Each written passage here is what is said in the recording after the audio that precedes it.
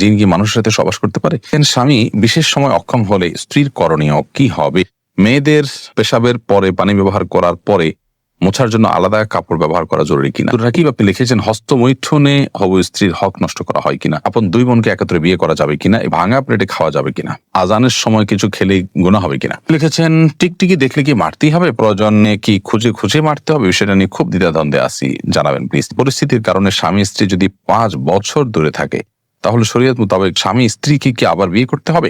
Alcohol যুক্ত perfume ব্যবহার করে নামাজ আদায় করলে নামাজ হবে কিনা? অনেক জায়গায় বসে প্রস্রাব করার ব্যবস্থা নেই, দাঁড়িয়ে পেশাব করতে হয়, এরকম পরিবেশ আমরা কি করব? নামাজের সময় পাশ দিয়ে কেউ গেলে বা আসলে আমার আম্মু নামাজের ভেতরই তাকায়, এতে নামাজের কোনো সমস্যা হবে কিনা? চলুন আপনাদের যে সমস্ত প্রশ্ন ইতিমধ্যে চলে আসছে সেগুলোর উত্তর দেওয়ার পালায় আমরা প্রবেশ করি। ফয়সাল আহমেদ আপনি লিখেছেন টিকটিকি দেখলে কি মারতেই হবে, প্রয়োজনে কি খুঁজে খুঁজে মারতে হবে? বিষয়টা নিয়ে খুব দ্বিধাদ্বন্দ্বে আছি, জানাবেন প্লিজ। না, খুঁজে খুঁজেই আপনাকে মারতে হবে এমন কিছু কোনো বাধ্যবাধকতা নেই, বরং আপনার চোখে পড়েছে উপদ্রব করে আপনি মারবেন, কিন্তু এটার জন্য আপনি খুঁজে খুঁজে বেড়াবেন, এটার পিছে পিছে ঘুরে বেড়াবেন, আপনার অনুসন্ধান করে বেড়াবেন, এই কথা হাদিসে বলা হয়নি। জুলেখা খাতুন আপনি লিখেছেন নতুন কোনো কাপড় পরে না ধুয়ে নামাজ পড়ে নামাজের কোনো ক্ষতি হবে কিনা? নতুন কোনো কাপড় পরলে সেটা ধুয়েই পড়তে হবে এমন কোনো বাধ্যবাধকতা নেই, কারণ নতুন কাপড় মানেই যে সেটা নাপাক, সেটাতে অপবিত্রতা আছে এমনটি তো নিশ্চিত নন আপনি, তাহলে এটি ধোয়াটা বাদ কেন হতে যাবে? তবে হ্যাঁ, আপনারা যদি নতুন কাপড় কেনার পর দেখলেন যে সেখানে কোনো নাপাক আছে, তাহলে ওই জায়গায় সেই নাপাকটা ধোয়াটাই হলো অবশ্য। অতএব শরীর দৃষ্টিকোণ থেকে নতুন কাপড় ধুয়ে পড়তে হবে এমন কোনো বাধ্যবাধকতা নেই। আব্দুর রাকিব আপনি লিখেছেন হস্তমৈথুনে হবু স্ত্রীর হক নষ্ট করা হয় কিনা? এটি আপনার স্বাস্থ্য নষ্ট হয়, আপনি নিজের হক নিজে নষ্ট করছেন, নিজের আমল নষ্ট করছেন, এবং এর মাধ্যমে যদি আপনার যৌন শক্তি কমে যায় সেক্ষেত্রে আপনি স্ত্রীর হক নষ্ট করছেন, অবশ্যই সেজন্য এটি নাজায়েজ এবং গুনাহের কথা, হারাম। শারমিন আক্তার মিলি লিখেছেন পরিস্থিতির কারণে স্বামী স্ত্রী যদি 5 বছর দূরে থাকে তাহলে শরীয়ত মোতাবেক স্বামী স্ত্রীকে কি আবার বিয়ে করতে হবে? না, 5 বছর কেন, 10 বছরও যদি কোনো কারণে দূরে থাকে, তাদের মধ্যে বিচ্ছেদ বা তালাক না হয়, তাহলে তারা পুনরায় বিয়ে করতে হবে না, তাদের সম্পর্ক টিকে থাকবে তালাক না হওয়া পর্যন্ত। রাইসানি আপনি লিখেছেন আজানের সময় কিছু খেলে গুনাহ হবে কিনা? আজানের সময় কোনো কিছু খেলে কোনো গুনাহ হবে না। আমরা অনেকে মনে করি আজানের সময় কিছু খাওয়া বা পান করা যাবে না, এটা করা যাবে না, ওটা করা যাবে না। আপনি যে কোনো কাজ করতে পারেন, টয়লেটে থাকলে আপনি টয়লেটে কাজও সারতে পারেন। তবে আপনি যখন টয়লেটে নাই, পবিত্র জায়গায় আছেন বা স্বাভাবিক অবস্থা আছেন, তখন আপনি আজান শুনলে আজানের জবাব দেওয়ার চেষ্টা করবেন, এটা হলো মূল কথা। খেতে গেলে খাওয়ার ফাঁকে ফাঁকে আপনি আজানের দেওয়ার চেষ্টা করবেন, কিন্তু আজান হলে কিছু খেতে পারবেন না এমন কোনো কথা নেই। এখানে বিষয় হলো জবাব দেওয়ার চেষ্টা করবেন যদি আপনি পবিত্র জায়গায় থাকেন। নূর কদর এআইডি থেকে লিখেছেন স্বামী সিগারেট খেলে ওয়াইফের করণীয় কি? ওয়াইফ তাকে বোঝাবেন, যথাসম্ভব নিজে না পারলে অন্য কাউকে দিয়ে বোঝাবেন, আল্লাহর কাছে দোয়া করবেন, তারপর তিনি যদি ফিরে না আসেন একান্ত তার গুনাহ হবে, ওয়াইফ অন্তত দায় মুক্ত হলেন। রোহান আপনি এর দিকে লিখেছেন শীতের দিনে টাকনুর নিচে কাপড় পরা যাবে কিনা? সর্বাবস্থা টাকনুর নিচে কাপড় পরা হারাম, বিশেষ করে জামা জুব্বা চাদর এবং এই জাতীয় যেগুলো উপর থেকে মানুষ নিচের দিকে যায় আর কি, আর যেগুলো নিচের দিক থেকে উপরের দিকে থাকে এবং নিচ থাকেই টাকনুর নিচে, যেমন মোজা, তারপর এমন কোন জামা যেটা মোজার সাথে জামার সাথে অ্যাটাচড, আলাদা করে খোলার কিছু নেই, সেগুলো কথা ভিন্ন সব। বাকি শীতের অজুহাতে টাকনুর নিচে পোশাক পরা যায় না, প্রয়োজন মোজা পরিধান করবেন।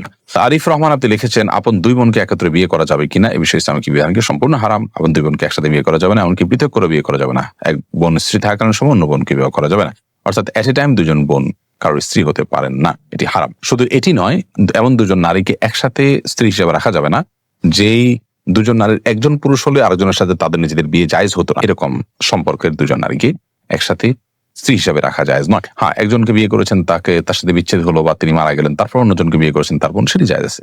বিলকিস বেগম আপনি লিখেছেন মেয়েদের পেশাবের পরে পানি ব্যবহার করার পরে মোছার জন্য আলাদা কাপড় ব্যবহার করা জরুরি কিনা? না, আলাদা কাপড় ব্যবহার করা জরুরি না। পানি ব্যবহার করার পরে যদি নাপাক দূর হয়ে গেছে মনে হয়, তাহলে সেটি যথেষ্ট, আলাদা করে কাপড় ব্যবহার করার প্রয়োজন নেই। আশফাকুর রহমান আপনি লিখেছেন স্মৃতিশক্তি কিভাবে বাড়ানো যায়? আমার তেমন কিছুই মনে থাকে না, একদিকে পড়ি অন্যদিকে ভুলে যাই। আল্লাহ মাফ করুন, যদি এই পরিস্থিতি হয় তাহলে সেক্ষেত্রে প্রথমত গুনাহ এবং অপরাধ এবং পাপের কাজগুলো আপনার পরিহার করে চলা উচিত, বিশেষভাবে যত্ন সহকারে। সেই সাথে আল্লাহ তাআলার কাছে দোয়া করা উচিত স্মৃতিশক্তি বাড়ানোর জন্য।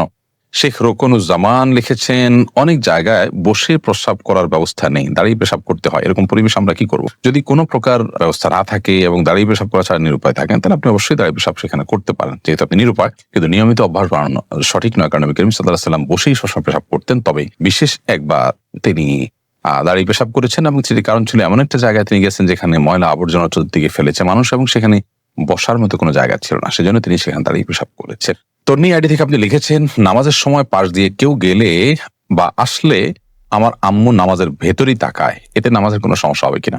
না, অবশ্যই তার দিকে তাকানো উচিত নয়, কারণ সালাতরত অবস্থায় কেউ যাচ্ছে তার দিকে আপনি তাকানোটা আপনার সালাতের যে খুশু এবং ক্ষুদ্রতার বরখেলাফ হয়। বাট যেটি করা উচিত সেটি হলো নবী আলাইহিস সালাম বলেছেন, তোমার সালাতের সামনে যদি কেউ যায় তাহলে সেক্ষেত্রে তাকে বাধা দাও। কোন কোন বর্ণনা আছে তাকে তার সাথে লড়াই লিপ্ত হয়, কারণ সে শয়তান, কারণ সে তোমার মনোযোগকে নষ্ট করছে, তোমার সালাতের এরিয়ার মধ্যে এসে তোমার দৃষ্টিকে আকর্ষণ করে ফেলছে এবং মনোযোগে ব্যাঘাত সৃষ্টি করছে। এই জন্য তাকে বাধা দিতে বলা হয়েছে। সেই বাধার অংশ হিসাবে এরকম হাত দিয়ে তাকে ইশারা দিয়ে দেওয়া যেতে পারে যদি সে টের না পায়।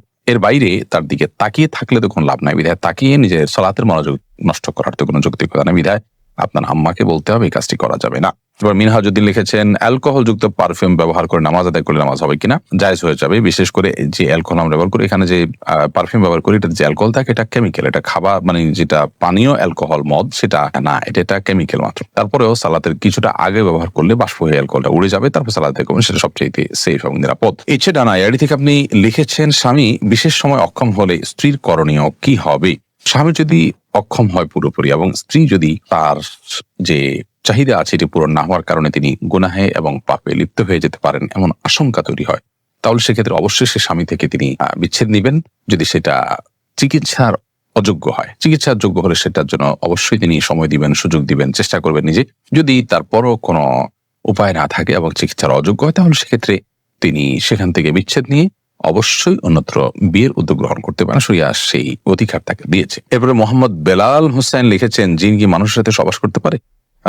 জিন মানুষের স্ত্রী মিলনে মানুষের সাথে সামিল হতে পারে বলে বিভিন্ন বর্ণনা থেকে বোঝা যায়। বিশেষ করে যখন বিসমিল্লাহ কেউ পাঠ না করে তখন জিন সেখানে সামিল, খুব ভয়াবহ কথা অবশ্য। তো এই জন্য মুসলমান সব ক্ষেত্রে, শুধু এটি নয়, আপনার খাওয়া দাওয়াতে জিন সামিল হতে পারে, ঘুমের সময়, বাসা প্রবেশের সময় তার সাথে প্রবেশ করতে পারে। তো এই জন্য বাসা প্রবেশের সময়, খাওয়ার পান করার সময় এবং স্ত্রী মিলনের সময় সমগ্রতে বিসমিল্লাহ বলতে হয়। বিসমিল্লাহ বললে শয়তান আর সেখানে অংশগ্রহণের কোনো সুযোগ পায় না। মেহেদী হাসান মিনহাজ আপনি লিখেছেন, শীতকাল যখন আমরা ওয়াশরুমে মলমূত্র ত্যাগ করি তখন দেখা গেছে ওই মলমূত্রের থেকে জলীয় বাষ্প উপরে ওঠে এবং আমাদের গায়ে লাগে, এক্ষেত্রে করণীয় কি? দরকারি প্রশ্ন। এগুলো গায়ে লাগলে কোনো অসুবিধা নেই, কারণ এটি আপনার শরীর বা কাপড় কোনো কিছুতে মিশে থাকে না এবং শরীর বা কাপড়ে এমনভাবে মিশে না যেটার ফলে এটা নাফাক হয়ে যায় এবং এ নাপাকের দুর্গন্ধ ইত্যাদি আছে, আলামত আছে, এমন কিছু না, বিধায় এটি লাগলেও কোনো অসুবিধা হবে না।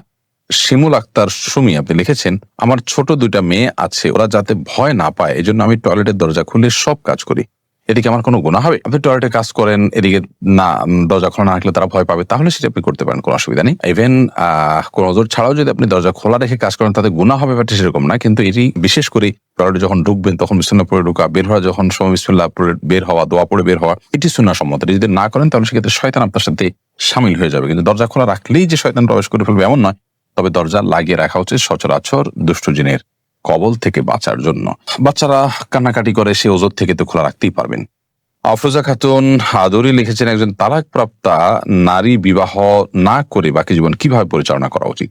তালাকপ্রাপ্তা নারী তিনি যদি বিবাহ না করলে তার কোনো পাপে লিপ্ত হওয়ার আশঙ্কা তৈরি না হয়, ধরুন অনেক বয়স হয়ে গেছে বা তার শরীরে সেরকম কোনো যৌন আকাঙ্ক্ষা তৈরি হয় না, তাহলে সেক্ষেত্রে তিনি বাকি জীবন বাবার বাড়িতে বা কোনো জায়গায় কাটাতে পারেন। তিনি নিজে উপার্জনের কোনো হালাল ওয়ে থাকলে পর্দার সাথে সেটি তিনি করতে পারেন এবং জিকির আজকার মাধ্যমে তিনি বাকি জীবন কাটাতে পারেন। কিন্তু বিবাহ করে যদি তিনি কাটান সেটা তার জন্য উত্তম, কারণ নবী রাসূলুল্লাহ সাল্লাল্লাহু আলাইহি ওয়াসাল্লাম বিবাহিত ছিলেন এবং ফিতনা থেকে বাঁচার জন্য এটি অনেক সময় প্রয়োজন হয়। আর যদি ফিতনা পতিত আশঙ্কা থাকে কোন রকম, তাহলে সেক্ষেত্রে একাকী তার জন্য থাকা জায়েজ নয়। রাসেল ভুঁইয়া আপনি লিখেছেন, কোন বাচ্চার বিছানায় প্রসব করলে বিছানা চাদর ওয়াশ করা যায়, কিন্তু জাজিম বা তোষকে পেশাব করলে ধোয়া যায় না, এক্ষেত্রে করণীয় কি? যেই সব দ্রব্য, যে সমস্ত জিনিসপত্র, আসবাব ইত্যাদি, এগুলোতে পেশাব লাগার পর সেটা পরিষ্কার কোনো ওয়ে না, সেটা রোদ ইত্যাদি দিয়ে ওটা আলামত দূর করে ফেলতে হবে। এত বেশি রোদ দিতে হবে, এত বেশি আপনার সেটার দুর্গন্ধ দূরের উদ্যোগ করতে হবে যে সেটাতে নাপাকের কোনো আলামত বা নামলেশ নাই। তো এর মাধ্যমে সেটি পাক হয়ে যাবে। বিশেষ করে ফ্লোর, ওয়াল, গাছ, এই টাইপের অনেক কিছুই আছে যেগুলোকে ওইভাবে আসলে ধোয়া সম্ভব হয় না। তো সেগুলোতে নাপাকের আলামত যেটি আছে সেটা দূর হয়ে গেলে সেটি ব্যবহার করা যাবে।